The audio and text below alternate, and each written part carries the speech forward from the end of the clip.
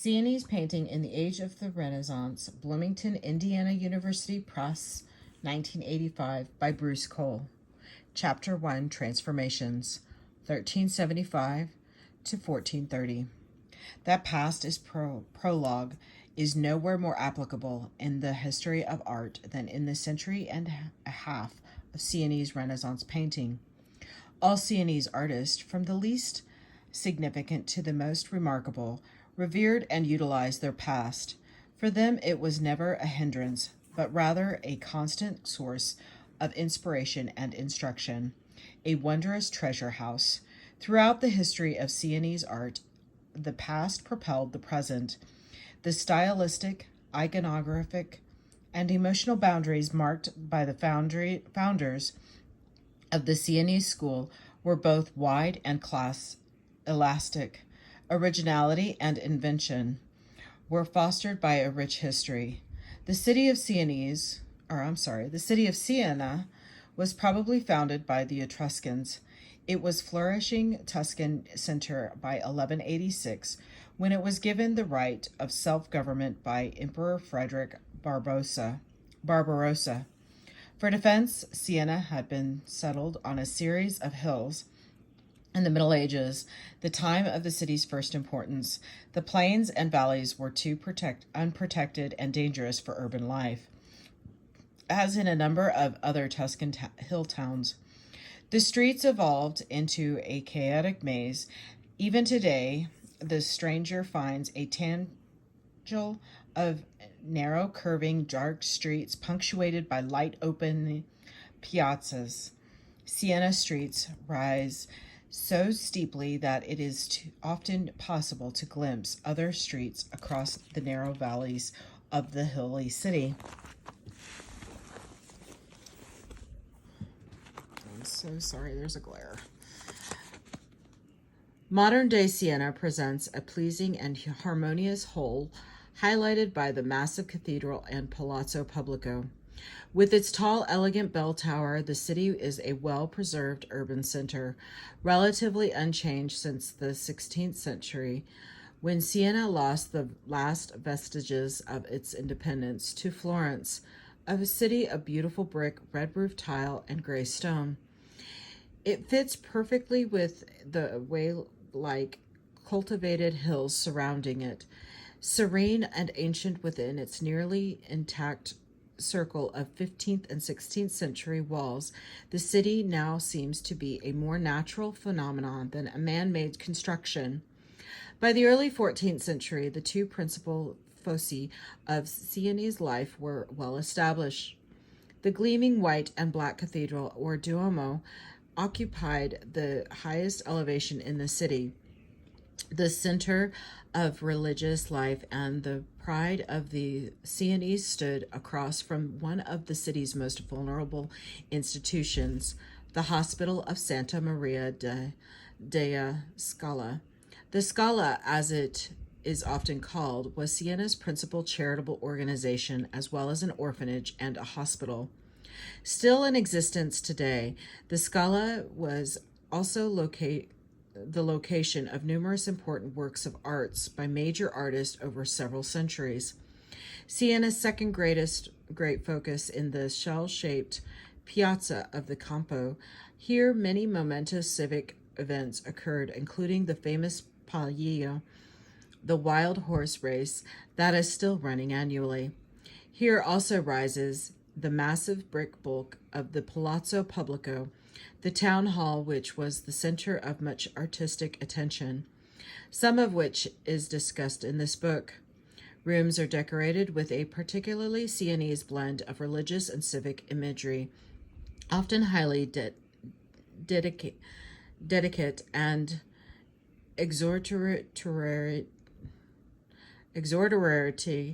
in nature. Sorry about that. Here also are a series of famous frescoes which span the entire history of Sienese arts, from Simone Martini and Lorenzetti to Domenico Beccafumi. During the 15th and 16th centuries, the period covered by this book, the city was further graced by the palazzos of many of the artistic and wealthy families who lived both in the city and in lovely villas.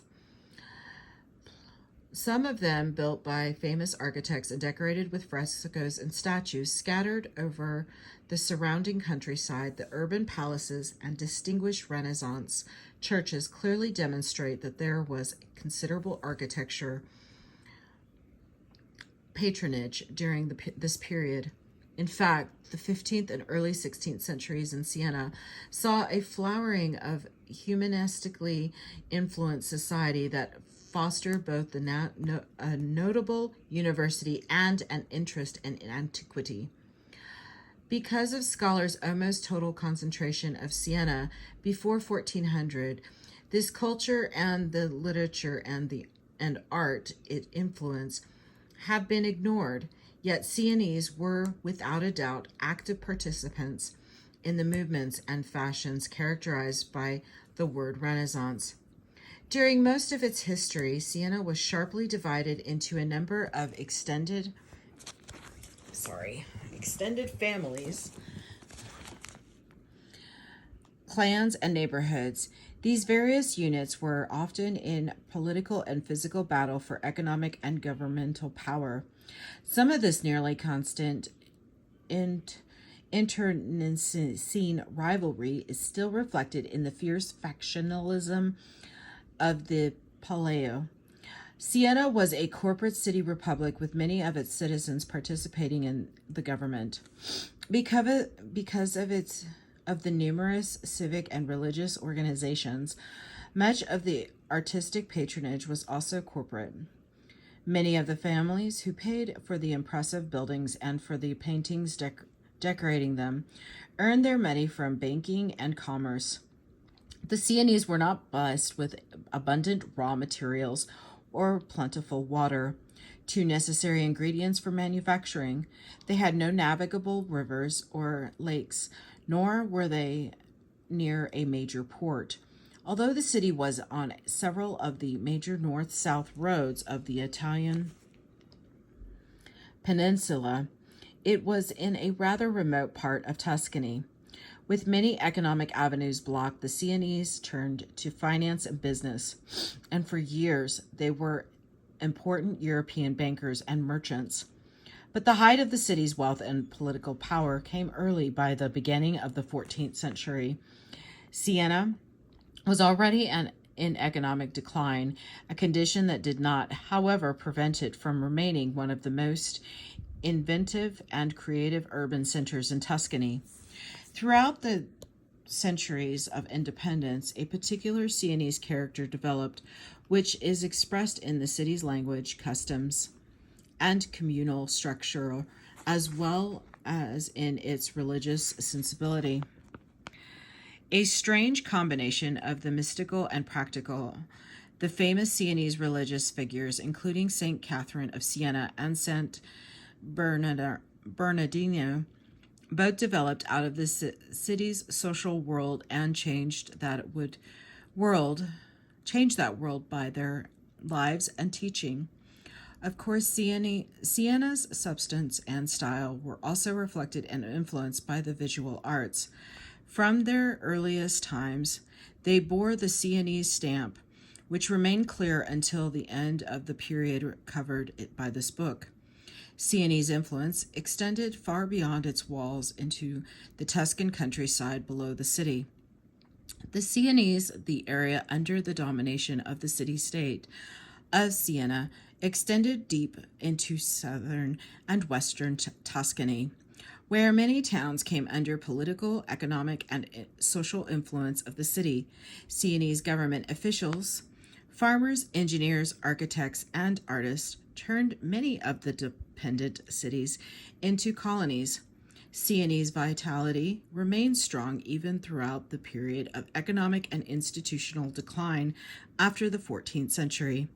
Until the early 16th century, Siena, despite its remote location, small size, poor economic base, and shrinking wealth, jealously preserved many of its values, myths, traditions, and institutions, as its Renaissance painting attests. Siena originated and nurtured a very specific and original identity. A burst of creativity, activity nearly unmatched in the 14th century, occurred in Siena a century before our period begins. It was to a considerable extent fostered and directed by the painter Duccio di Segna, whose works spanned the years 1280 to 1319. It was he who launched the Sienese style and gave it much of the shape it was to assume for the following centuries. His most famous work, and one of the most renowned paintings of its time, is the large Maesta, Madonna and Child with Saints and Angels, Figure 1. It was painted for the high altar of the Cathedral of Siena and was installed in 1311. The Maesta is a work of remarkable formal elegance. Throughout the panel, the emphasis is on delicacy and grace. Its many narratives have fluidity of action that is nearly balletic. Everywhere line forms dancing shapes. Duccio's work and much of subsequent Sienese painting is often wistful, a pervasive melancholy characterizing its holy protagonists. Intense spiritual longing, repressed fervor, and religious ecstasy are the emotional threads that weave through the complex fabric of Duccio's painting. Duccio was the most brilliant Sienese colorist. His Maesta is filled with hues so original and radiant that they cannot be named satisfactorily.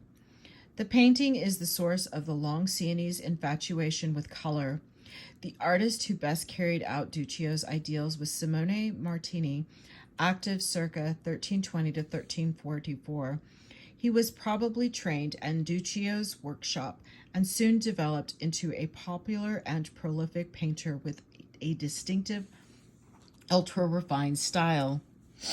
He was employed throughout the Italian peninsula and at the end of his life in France, and was one of the apostles of the Sienese style works, whose work was influential even beyond the Alps. Simone's Annunciation, 1333, Figure 2, embodies the essential essence of his art. Perhaps nowhere else has the Annunciation been conceived in such a splendid, ethereal, and simply beautiful way.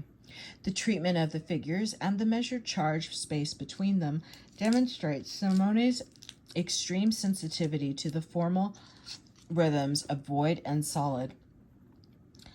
This feeling for shape, interval, and grouping was learned from Duccio, but in Simone's hands it transformed. The refined, sweet melancholy of the Annunciation immediately reminds one of Duccio's Maesta. The emotional tenor of Simone's paintings is similar to that in Duccio's work, but even more pronounced. The sadness and isolation of the protagonist of Simone's religious drama change them from symbols into vivid, complex personalities. The dreamy wistfulness of his work prefigures much of the spirit of the subsequent Sienese painting. The painting of Ambrogio Lorenzetti, circa 1300 to 1348, while also springing from Duccio, runs counter to the styles and refinement of much of Sienese art of the first half of the Trecento. Ambrogio, whose brother Pietro was almost as talented as he, was an exact contemporary of Simone.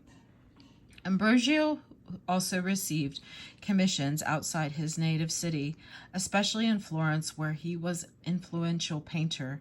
Ambrogio, however, was not interested in gracious pictures full of elegant ethereal forms and figures. Rather, his work is notable for its expressive simplicity in his presentation of Christ in the temple, Figure 3. As in all his other works, the believability and realism are essential at odds with the more otherworldly art of Duccio. Simone and most of their followers' beauty, grace, and coloristic brilliance were not at the center of Ambrosio's universe. Above all, it was the heart of the drama, the central emotional core that fascinated Ambrosio. That drama revolves around monumental figures and considerable realism acting in environments very like those of the worshipper. Ambrosio's actors are decidedly different from those of Duccio and Simone.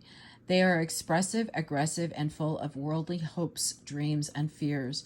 They inhabit a different realm.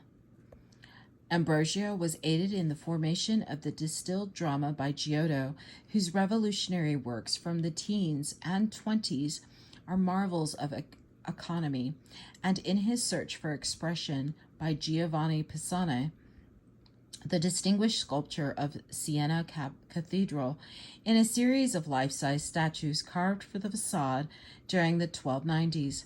Giovanni developed a pictorial language of tremendous power.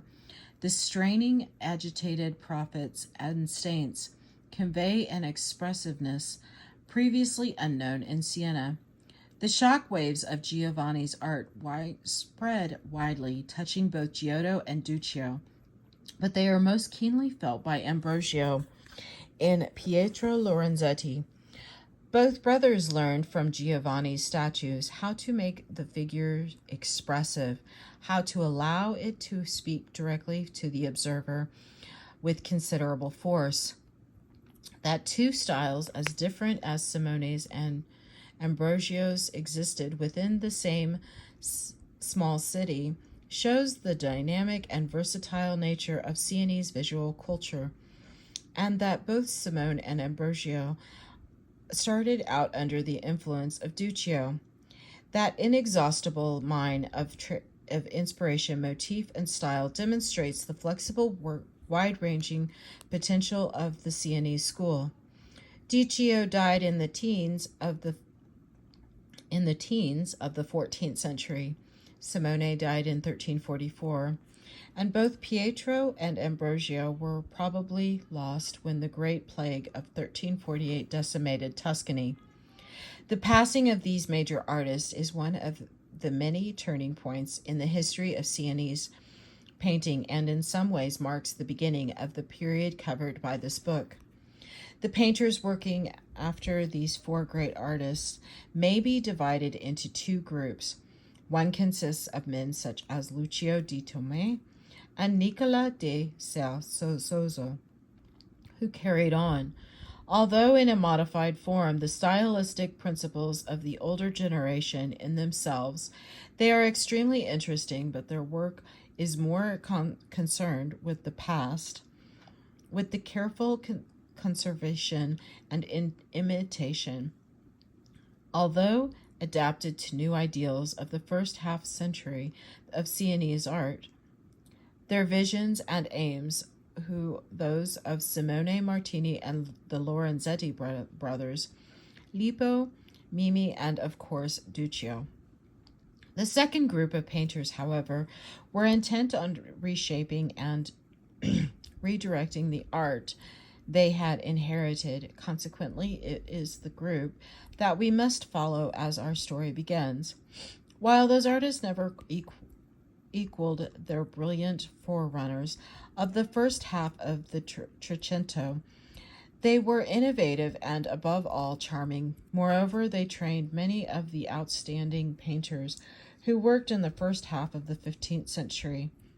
Although they shared many characteristics, they each possessed an individual, readily identifiable style. Bartolo di Freddi, 1330 to 1410, was one of the most fascinating and skillful of these painters. He was much sought after, and as long career was filled with commissions both at home and for the many cities dependent on Siena for their intellectual and artistic needs. Among Bartolo's first works is a large Madonna della Misericordia Misericordia, figure 5, a popular Trecento image depicting the Virgin sheltering members of the confraternity of the Misericordia. This altarpiece probably derives from a similar image by Lippo Mimi, the brother-in-law and close follower of Simone Martini. Although Simone's influence is everywhere evident, the panel reveals Bartolo's independent idiom in its strong, individualized, and often contorted faces, and in its loving depiction of detail. Bartolo shares with many other Sienese artists of the second half of the Trecento a love for strong patterns of color. There is a breathtaking rainbow of intense local hue in the crowd, swarming about the Madonna's brilliant red cloak. Bartolo is not a subtle colorist, but like many of his contemporaries, he is always sensitive to color as an enlivening decorative force. Bartolo's most famous painting, and without a doubt his masterpiece, is the large Adoration of the Magi. Let's see if I can try and get a closer look at that, because it's really cool. Okay, Adoration, circa 1400. Figure 6. Now dismembered, it probably lacks a prodia and perhaps side wings. This expensive commission was meant to be placed in some important site. The fact that it and other large altarpieces were awarded to Bartolo suggests that he was highly respected during the last quarter of the Trecento and the first quarter of the Quattrocento.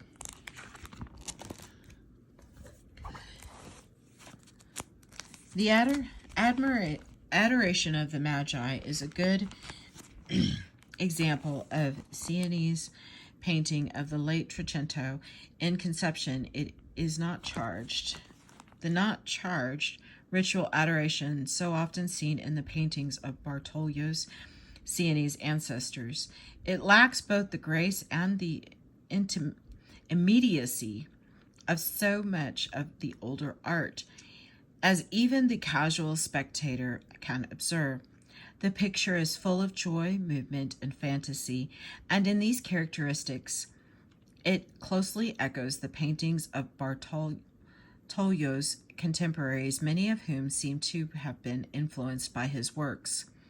Bartolo's painting is activated by bold, sweeping lines and abstract form.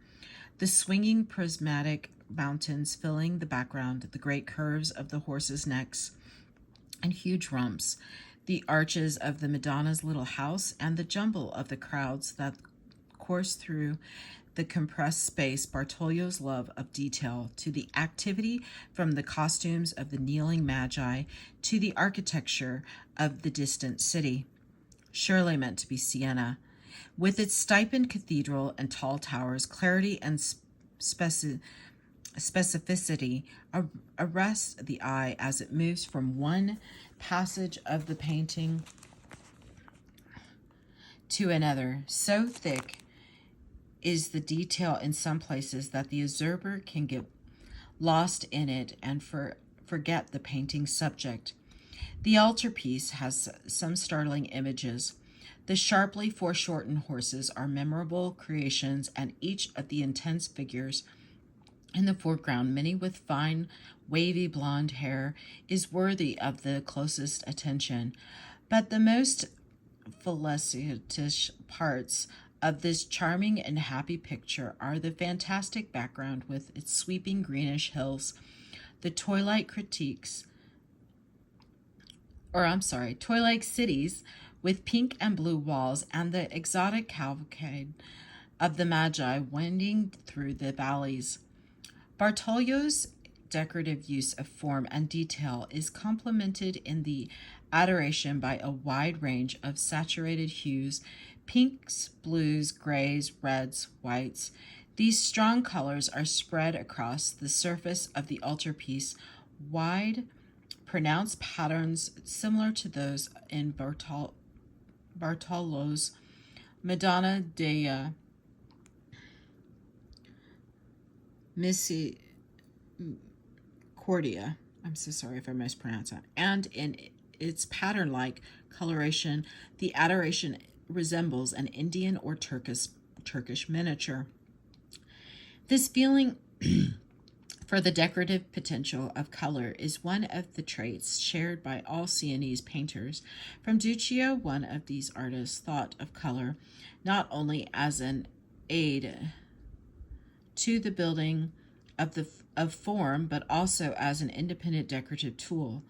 During the last quarter of the Trecento, Bartolo and his contemporaries utilized color to create rhythms and chords different from any seen in Siena before. They were infatuated with color and used rainbow-like palettes to create bright-eyed, happy pictures. The pulsating adoration exercised considerable influence on several non-Sienese painters. Gentile di Fabriano, who worked in Siena around 1425, must have studied it with care, for he introduced the chaotic swirl of figures and some of the splendid horses into his own adoration, painted in Florence during the 1420s. The same horse must have also inspired one of the Gentiles' Florentine contemporaries, Paolo Ucciolo, whose own charging, rearing strongly, foreshortened steeds populate several of his battle and hunt pictures. Nowhere is the unreal nature of Bartolo's painting, which so fascinated Gentile and Uccello, better seen than in a series of Old Testament scenes completed around 1360. The frescoes are on the aisle wall of the Collegiate of San Gimignano, a hill town about 30 miles from Siena. Among the most interesting is the Dream of Joseph, Figure 7, a story that allowed Bartolo to utilize his fertile imagination because the Old Testament was seldom illustrated during the 14th century. There was probably no prototype for this scene, and Bartolo may have had to compose it from scratch. The fresco is divided by architecture and landscape into 3 narrow vertical sections. In the central one, Joseph sleeps in a large bed covered with a green and gold spread. Just outside the room, as though it were a landscape, is Joseph's dream of the sun and moon and 11 stars bowling down to him, while the sheaves of his brothers gather around his sheaf, all prophetic, all of his coming glory. In the background of the dreamscape, the barren lunar hills, like those around Siena, dominate the horizon, making the entire picture slightly eerie to envelope the whole scene in a mist of unreality. Bartolo has made it decorative and flat by keeping the forms near the format, by painting objects in a generalized, almost abstracted fashion, and by using wide fields of unbroken color. He was elevated the dream into the realm of a fantasy occupied by the adoration of Magi and many of his other works. In both the adoration and the dreams of Joseph, Bartolo, like every Sienese artist, has drawn heavily from the past. His figure style is indebted to Duccio, Simone Martini, and Lorenzetti brothers, and several of his near contemporaries, especially Barney de Siena, the author of a large fresco cycle directly across from Bartolo's Old Testament paintings. The architectural divisions of the room and the compartmentalizing of space and landscape seem to derive from Pietro Lorenzetti and Simone. But the borrowing is creative, never slavish. Each motif emerges from Bartolo's brush, transformed by his imagination and inventiveness. The more measured world of Simone is submerged in active, chaotic scenes, Ambrosio and Pietro Lorenzetti's monumentality and expressiveness have been tamed, made both more fantastic and less heroic.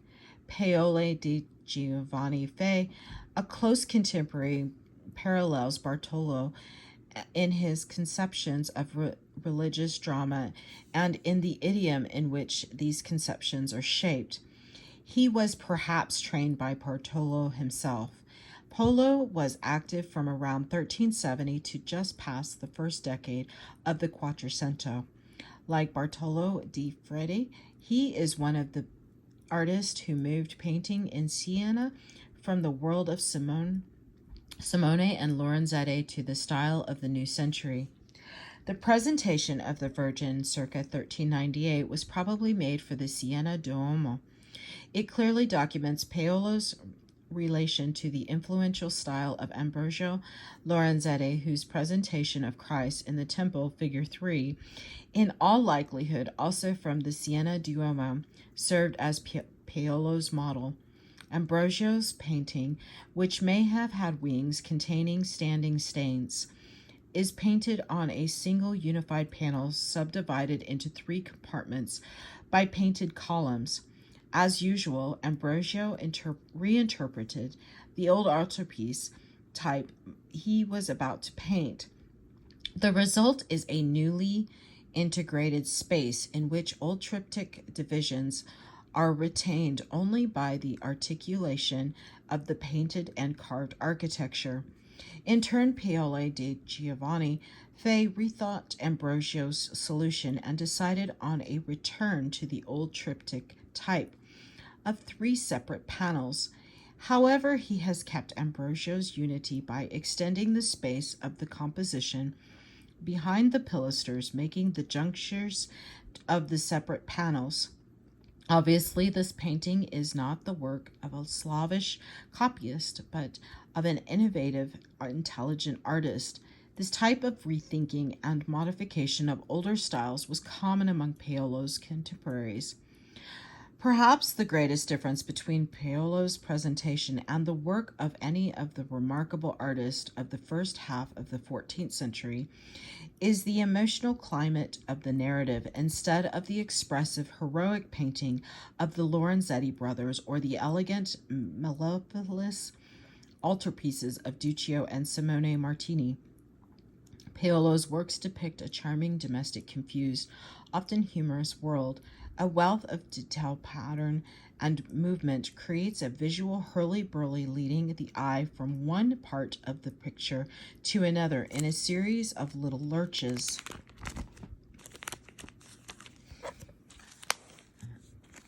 The figures stem from Simone and the Lorenzetti brothers, but they are more relaxed, less expressive types.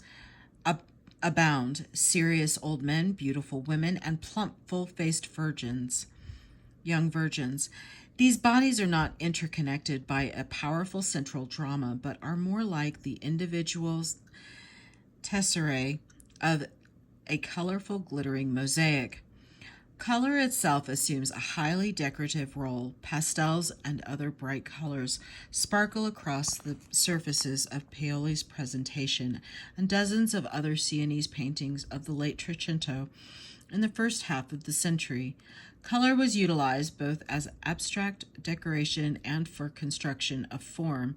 The shape and rhythm of solids were made tangible by hue, which served to knit the composition together.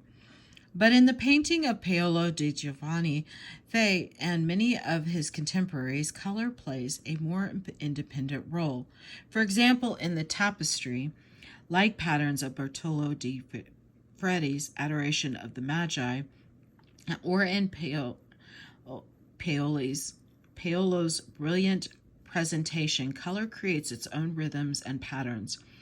Although he was not fascinated with color as Paolo di Giovanni Fe or Bartolo de Freddi, Taddeo de Bartolo, circa 1360 to 1426, maintained the varied original palette of the Sienese painters, working between circa 1375 and 1430. Although he's still a vastly underrated figure, Taddeo was a busy artist and the most prophetic painter of his time. He was often called away from Siena to execute important commissions, a sure sign of contemporary esteem, and like many other artists, he was also active in the Sienese government, in which he held a number of posts. Sorry. Taddeo seems to have begun his career in the last years of the 1380s. He was strongly influenced by Lorenzetti and through Andrea Vanni, a Sienese painter once in partnership with Bartolo di Friedi. And Bartolo himself, Taddeo's style evolved rapidly, as can be seen in the Pentecost Figure 9, a remarkable picture from 1403. Even though the Pentecost is lovely, based on Duccio's famous rendition of the subject on the back of the Maesta, Taddeo's picture is not only original but in many ways unique. There is a wholesome and monumentality about the work that is lacking in his Sienese contemporaries. The sources of this monumentality are not fully known, although some of it comes from the Lorenzetti brothers. Other important influence in this painting may be found in the work of several artists active in Florence around the beginning of the Quattrocento: Agnolo, Gaddi, Spignoli, Oriento, and especially Antonio Veneziana had a part in the formation of Taddeo's idiom. Taddeo also seems to have been swayed by Barnaba de Modena, a talented North Italian painter active in Tuscany. Nevertheless, even the influence of any or all of these artists can account for the massive, sharply foreshortened figures who form a tight chain around the large Madonna near the center of the picture. Of course, each apostle acts, perhaps reacts is a better word, in an individualized way, but all this variety is held in a tight check. The unity and centralization of the Pentecost are not found in the paintings of Taddeo's Sienese contemporaries. Here and in several other panels and frescoes, Taddeo reveals a personal style slightly out of step with the more decorative lyrical idioms of Bartolo di Friedi, Polo di Giovanni Fei, and a number of other artists working in Siena during the second half of the Trecento. Taddeo's independence can be seen again in his Annunciation, Figure 10. When Taddeo received this commission, he must have thought at once of Simone Martini's Annunciation of 1333, Figure 2, and the Siena Duomo, a picture that had become one of the icons of the city's style by Taddeo's time. Taddeo pays his respect to Simone's famous image by copying the basic elements of the older master's composition, but he substantially modifies the form and spirit of the work. Simone's elegance is played down. Instead, the central figures now almost touch. The subtle twisting of forms, the sinuosity of line, and the shapely void between the figures are suppressed in Taddeo's work. The accent is much more on the stability of the great bodies and on the hermetic space in which they act. Even the side figures of SS Cosmos and Damien are more stolid. In fact, they function like large brackets framing the central drama. Taddeo's palette in the Annunciation and many other pictures differs from that of his contemporaries. Color tends to play a slightly less decorative role, Large areas of hue, usually highly saturated and dense, appear with the frequency. Often Tadeo uses color to define and build figures and landscape to integrate them into his compositions. He does not have the lighter, more overall decorative feeling for color that characterizes the palettes of many of his contemporaries. Tadeo's most striking and important paintings cover the walls of the chapel of Siena's Palazzo Pubblico. Chapels were often found in government buildings during the Renaissance, but the one that houses Tadeo's frescoes is particularly splendid and must have been costly, furnished with a handsome iron gate, elaborately inlaid choir stalls, and a fresco cycle. It remains one of the most important Sienese ensembles of the 15th century. Since Tadeo was given this expensive and prestigious commission, he must have been held in the highest regard by those responsible for governing the city.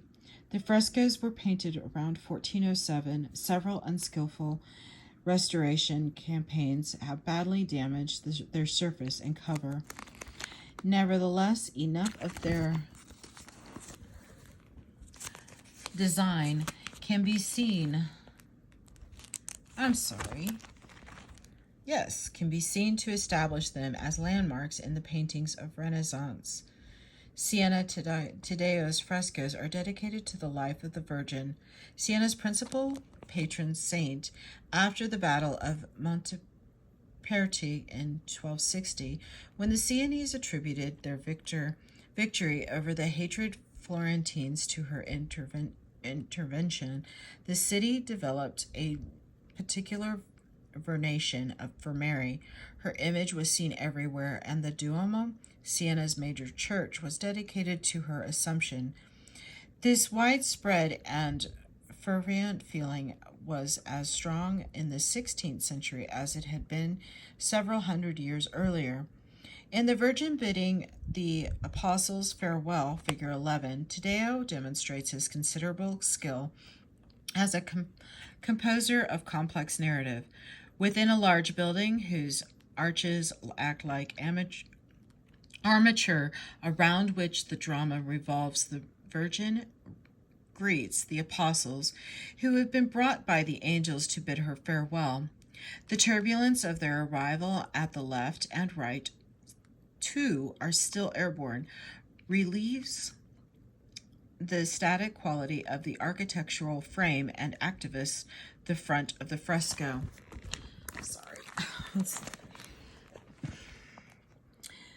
The scale of the architecture and the figures and the balance between them are reminiscent of the words of a number of Tadeo's contemporaries. Again, the names of the Angelo, Gotti, and Spagnola Tino, spring to mind in the increased clarity of their compositions over that of their predecessors. Both Gotti and Spagnoli anticipated the style of the Masaccio and his several followers. The heightened realism and unity of the panels and frescoes of these artists are matched in Tadeo's Farewell. With the massive actors drawn with daring foreshortening, note the flying apostle on the far right, and placed within a plausible space, the painters of late Trecento Florence helped set the stage for the vivid narratives and figures of the Masaccio, Nani di Banco, and Donatello. Their art was accepted and made part of the idiom of the next generation, but for Siena, Tadeo's work, especially the frescoes in the chapel of the Palazzo Pubblico, approached reality too closely. Like the last paintings by Ambrogio Lorenzetti, they tugged at the barriers between the realm of the sacred narratives and the spectator's own world. The holy figures were demystified by their nearness.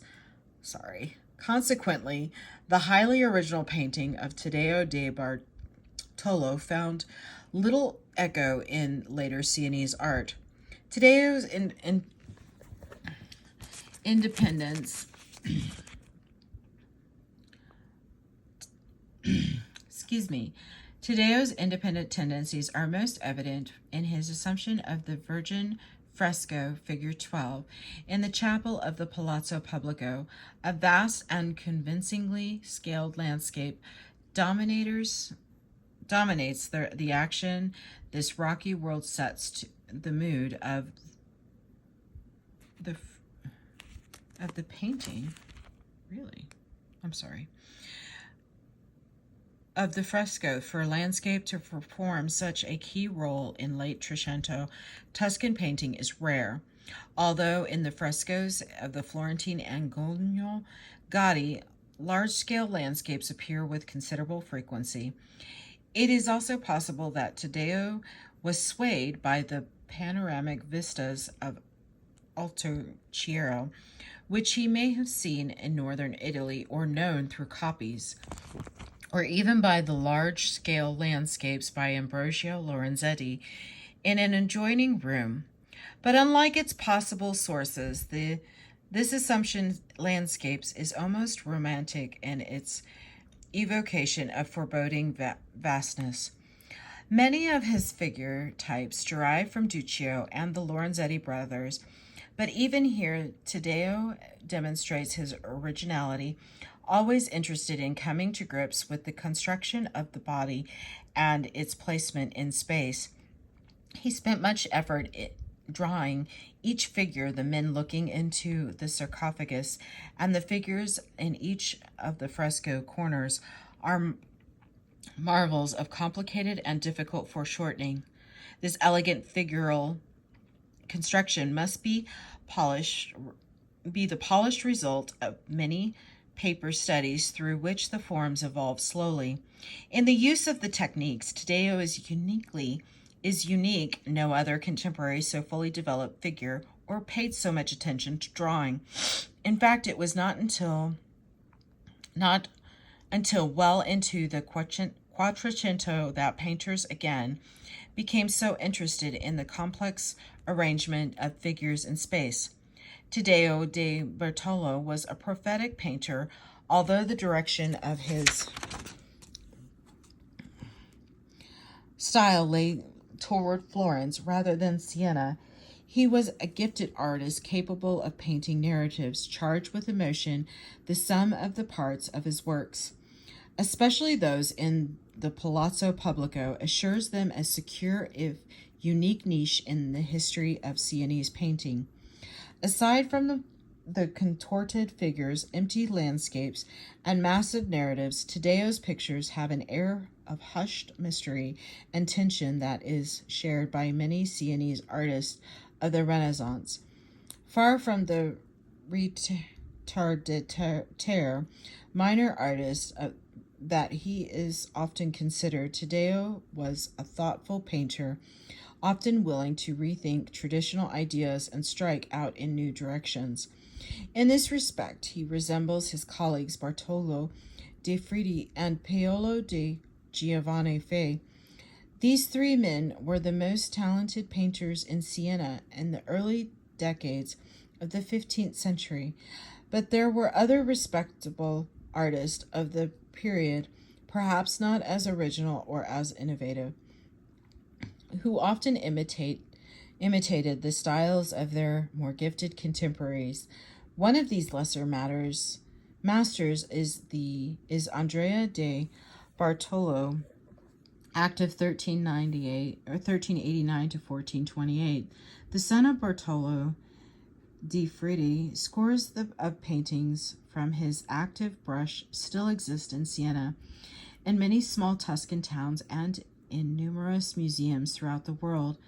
The productivity of Andrea de Bartolo and many other late Trecento Sienese artists suggests that there was a considerable demand for painting in Siena and her provinces in the beginning of the Quattrocento. Andrea's assumption of the Virgin with two donors affords a good example of his style. What strikes one first about this painting is its color. The brilliant orange of the seraphim who form a hot mandorla. The Virgin, I'm so sorry. I'm going to do it like this. Okay, so you guys can see it. The Virgin, her icy white mantle shaded with blues, the pinks, blues, greens, and lilacs of the flying angels, and the strong red and blue of the doubting Thomas's robes at the bottom of the picture.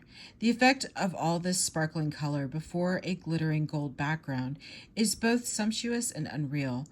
In front of the sarcophagus, the two tiny donor figures clasp their hands in fervent prayer. Like them, we are awed by Andrea's crowded vision of the Assumption, the stem frontal Virgin regarding the worshipper without emotion, the ranks of svelte, fluttering, full-faced angels, the burning seraphim, and the anxious Thomas who reaches for the Virgin's belt with hope and amazement, combine to fashion an image of power and fascination. A radiant vision filled with vibrating color, Andrea de Bartolo, as the figural and facial types reveal, is still much under the influence of Simone Martini and the Lorenzetti brothers and his father. It is interesting that Andrea, an artist of comparatively modest ability, could create this noteworthy painting. Such fine work by a minor master is testimony to the high level of skill in Siena at the beginning of the Quattrocento, a level that was maintained in great part by the influence of tradition and the respect for the past that was shared by all the artists of the period. Masterpieces of the Guccio, Simone Pietra, and Ambrogio Lorenzetti and their immediate followers were not simply imitated. The artists working around the turn of the century substantially modified the early styles and interpretations of religious drama. Sienese painting was domesticated, made more anecdotal, less serious, and more detailed, yet it remained an art of considerable charm and beauty. If not of the supreme quality of it achieved in the first half of the 14th century, moreover, in a city famous for its color, the painting of the period, circa 1375 to 1430, is remarkable for its decorative dance hue, which in itself is a major landmark in Sienese art. New trails were being blazed by several important artists. Bartolo de Friedi and Taddeo de Bartolo envisioned forms and narratives that marked both of them as prophetic artists. They and their fellow painters made the late Trecento and early Quattrocento a lively and important period, which would be the fertile seedbed for the next generation of Sienese painters. The younger painters would work through the first half of the new century, shaping pictorial visions never seen before. These varied artists of the highest talent, originality, and imagination were to create the new golden age of Sienese art. This is the end of chapter 1. Thank you.